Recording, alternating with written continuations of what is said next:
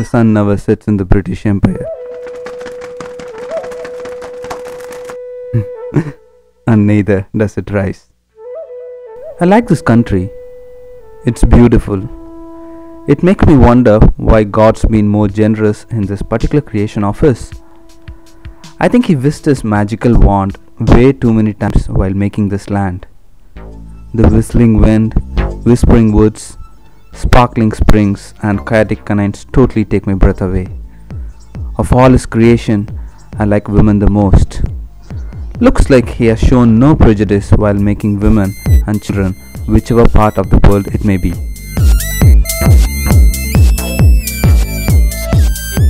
People here with their liberal altruism and magnanimous gesture never fail to capture hearts. Maybe that's why the sun never sets in British Empire.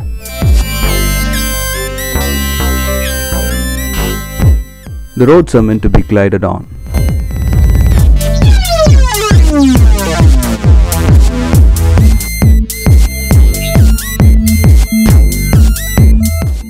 The symmetricity of the British Victorian houses postulates a new geometric theorem.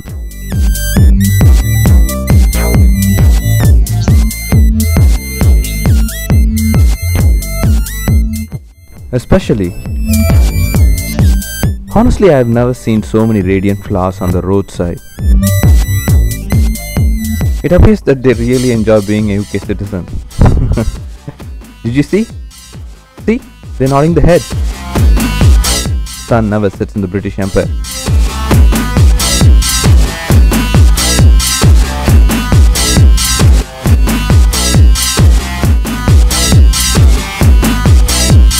Freedom is what defines lifestyle, and which lays a sound foundation for celebrating life and appreciating true spirit of being a human. To them, life is a never-ending carnival. They know how to strike a balance between pleasure and work.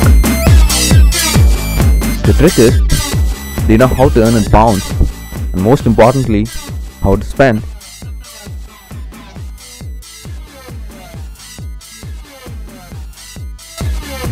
One very admirable quality of the Britishers is their honesty and their patriotic image. They celebrate their heroes and worship heroism.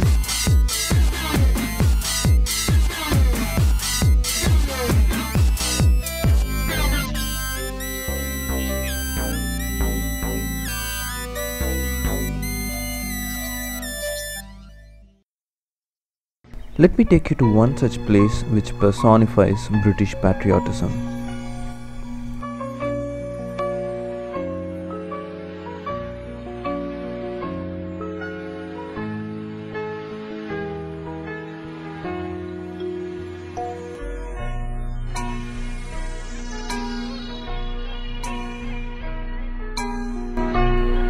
This monument symbolizes the memory of the numerous soldiers who laid down their lives for their queen and empire.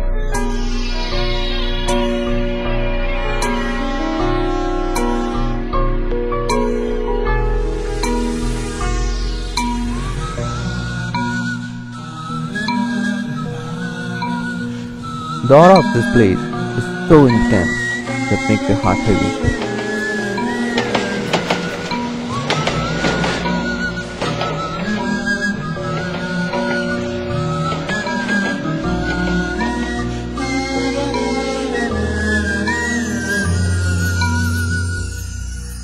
Even the flowers in this park salute the warriors for their heroic deeds. They face their enemies head to head, gun for gun.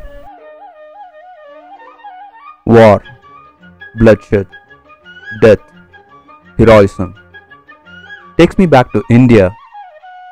As we are talking about monuments built in memory of fearless soldiers, let me enlighten you about one such monument in India, built in memory of our Indian heroes who got butchered alive. They were as helpless as the poor little lambs in the hands of a butcher. The irony here, is the butchers that we are talking about are the same old soldiers from Holy Britain. Jallianwala Bagh is located in the northern Indian city of Amritsar.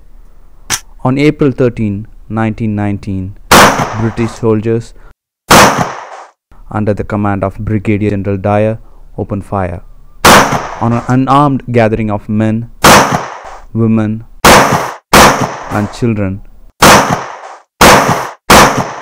who gathered to protest in a democratic way. The firing lasted about 10 minutes and 1,600 rounds were fired. The result, 2,000 innocent people were killed. Not even pregnant women and children were spared. That butcher Dyer reported to the Hunter Commission. I think it's quite possible that I could have dispersed the crowd without firing, but they would have come back again and laughed. Remarkable response. I think that should have been cast in stones. And how the people of Britain welcomed their hero? British press defended Dyer as the man who saved British pride and honor. Who made the sun not to set? The Morning Post opened a fund for Dyer. Contributions just poured in.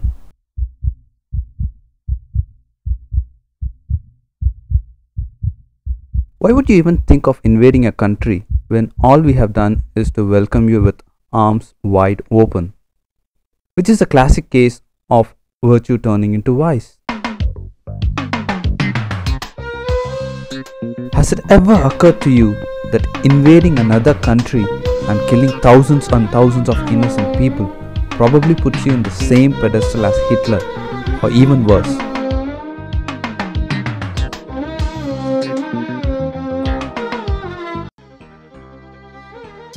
Like a contagious virus, you destroyed each and every cell of prosperity in India, looted our wealth.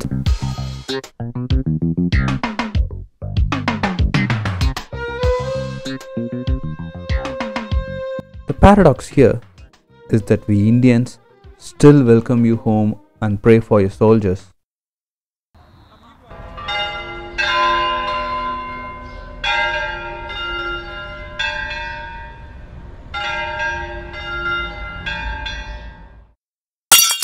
We still remember the way you generously gave independence by painful partition. Is this what Holy Bible preached to you? We are still trying to mop the mess left behind.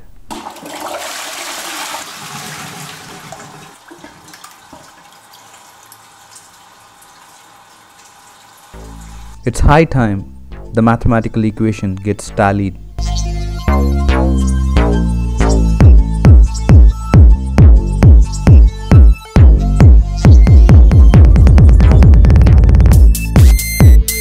Now Indians are penetrating every nook and corner of the world with a new weapon called computer and a new warfare called IT revolution.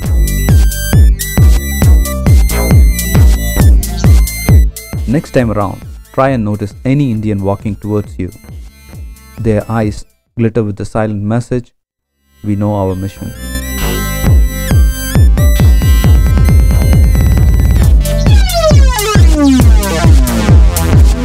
We now have our winning strategy in place. What we are going to do with this huge potential? Make advanced stealth aircrafts? Engineer bioweapons? Design warships?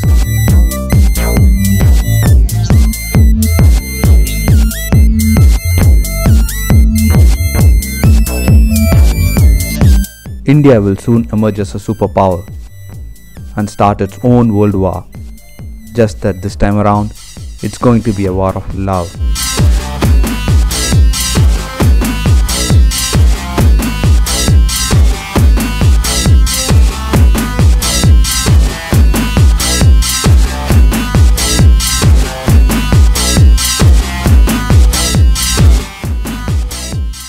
Because love never sits in our empire.